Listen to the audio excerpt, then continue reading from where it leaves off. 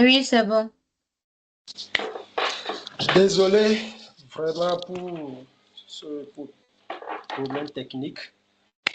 D'accord, allons-y vite pour rattraper le temps. Je me représente ça encore. Moi, c'est Amadou Diko Moucharaf, ingénieur architecte à EasyChain, jeune diplômé de l'Université du Bénin. J'ai eu mon master en 2018 et j'ai rejoint l'équipe de EasyChain en 2020. D'accord. Aujourd'hui, je veux présenter, on va échanger sur le domaine driver design et les microservices. L'art de découper sans se couper les doigts. La majorité des entreprises, que ce soit les startups, les entreprises et même les grandes entreprises, parlent des microservices, mais la réalité que nous, avec mon expérience que j'ai vécue, c'est que on passe souvent d'un modèle monolithique à un modèle monolithique distribué, croyant que nous sommes dans l'architecture microservice. J'ai une question ici. Qui a déjà travaillé sur un projet microservice? Oui, moi, j'ai déjà eu à travailler quand même sur des microservices, si je dois dire ça comme ça. Quel a été le challenge lors des découpages des microservices? Bon, le véritable problème que moi j'ai eu à rencontrer, c'était surtout au moment de l'intégration.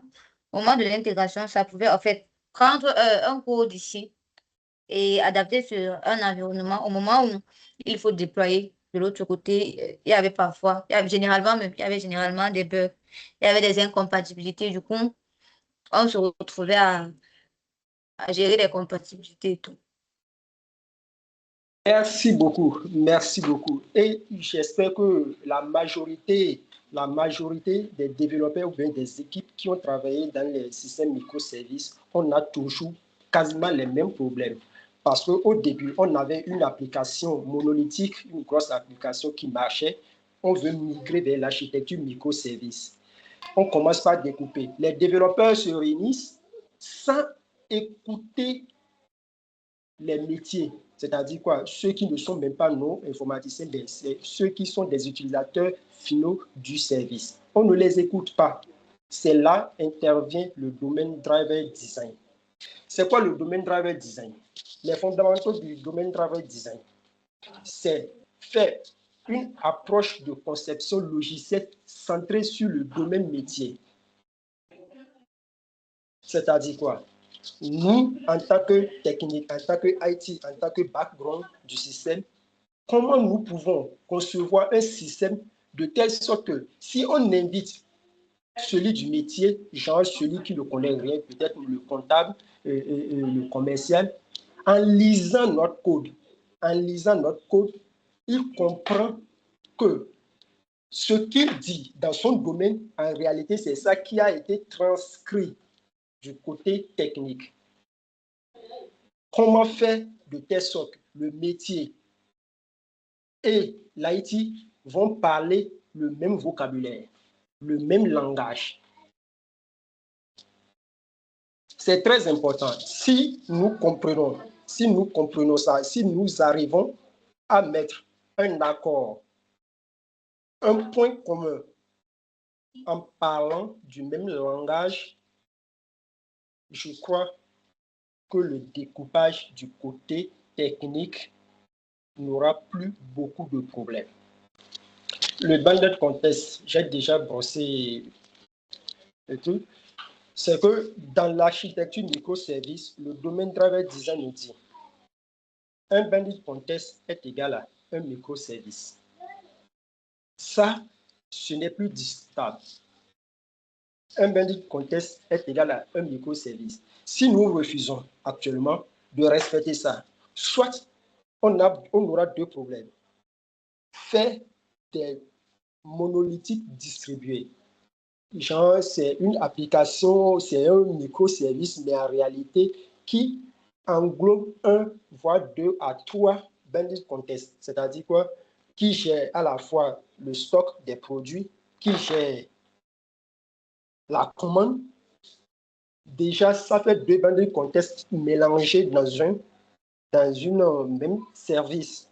Du coup, on ne respecte plus les microservices. Cela, au développement, peut-être, on va dire oui, il n'y a pas de problème. Mais le jour que le métier vient, il dit OK, lorsqu'on clique sur un produit, si la personne est camerounaise, on doit lui accorder 20% de réduction parce que c'est un produit dont on veut faire la promotion au Cameroun. D'accord. On sait que il faut consulter l'utilisateur, connaître l'utilisateur, il est d'où, qui est un de nos services. Il y a d'abord deux problèmes. On va dire, qui va faire le travail? Si un utilisateur camerounais clique sur un produit, on lui accorde une réduction de 20%. Est-ce que c'est le service client qui va gérer ou bien c'est le service de gestion des produits et commandes à la fois? Est-ce que c'est ça qui va gérer le problème? Le problème commence déjà à ce niveau du côté des développeurs. L'autre va dire, OK, moi, il faut envoyer l'utilisateur en créant un attribut. On dit que ça, c'est un Camerounais. OK, moi, je prends. En fonction de ça, après avoir eu le solde du panier, je fais une réduction de ça. C'est déjà le début du cauchemar. Il faut, si l'application A est modifiée, B soit modifiée. Du coup, c'est la modification en cascade de l'application. Du coup, si l'autre a eu de problèmes, l'autre sera bloqué. C'est là où le domaine driver design est vraiment important. Ce n'est pas uniquement pour les IT, non. On peut l'appliquer dans d'autres domaines. Ce n'est pas forcément, mais nous voulons l'exploiter ici dans le domaine de IT. Il faut que nous comprenions c'est quoi un bandit contest, les délimitations de chaque service. Quelle sera la dépendance entre chaque microservice? Si deux microservices sont fortement liés, posons-nous la question, est-ce que la délimitation a été bien faite? Nous avons réussi, est-ce que nous avons réussi à délimiter le bandit contest? Oui. Allô? Oui, nous écoutons. D'accord.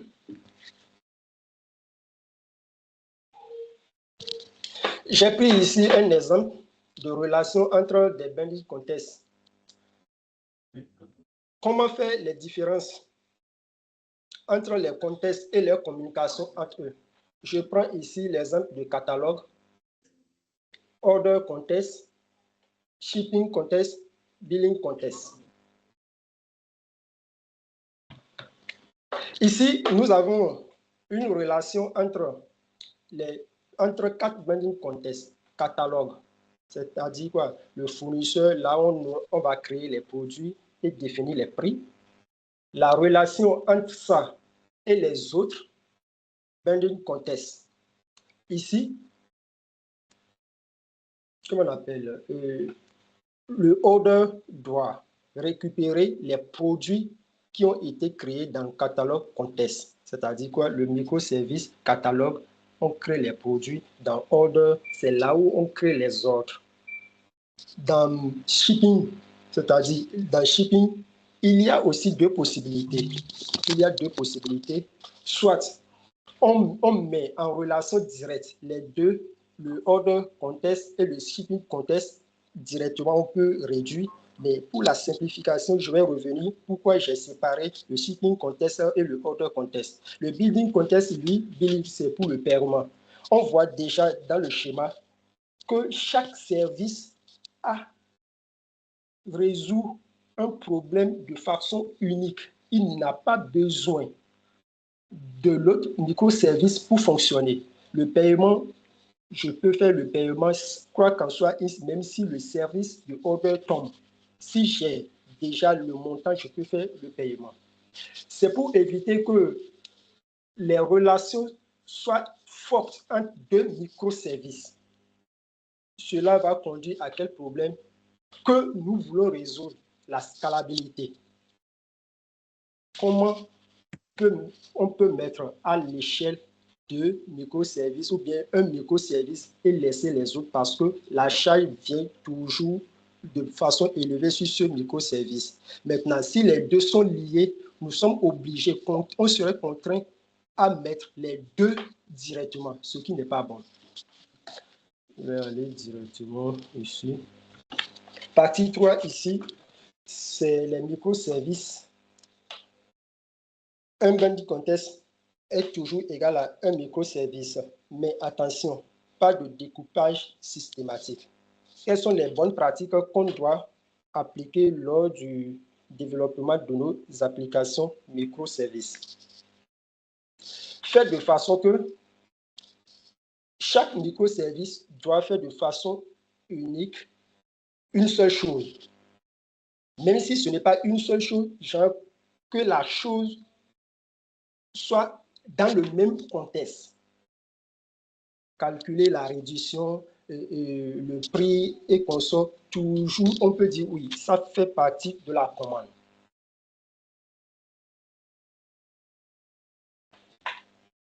Les patterns de communication.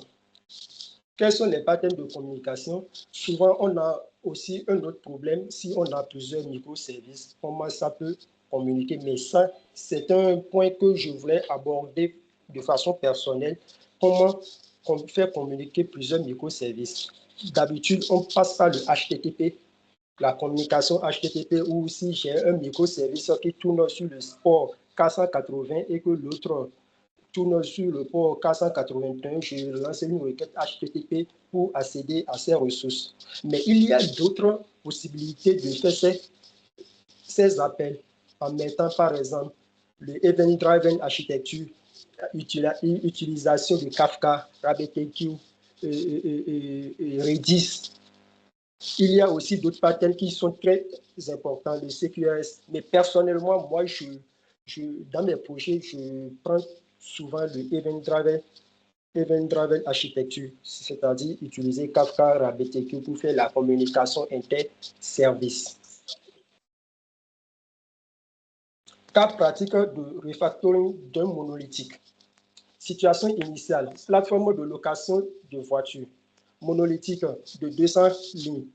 Je prends un exemple ici où j'ai une plateforme de location de véhicules, où les développeurs se sont réunis et codés, ils ont eu 200 000 lignes de code.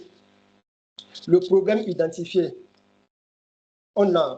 parfois il y a de couplage fort entre des entités, c'est-à-dire si je clique sur un véhicule, je veux le louer et qu'il y a problème lors de la réservation, je ne peux plus faire le paiement.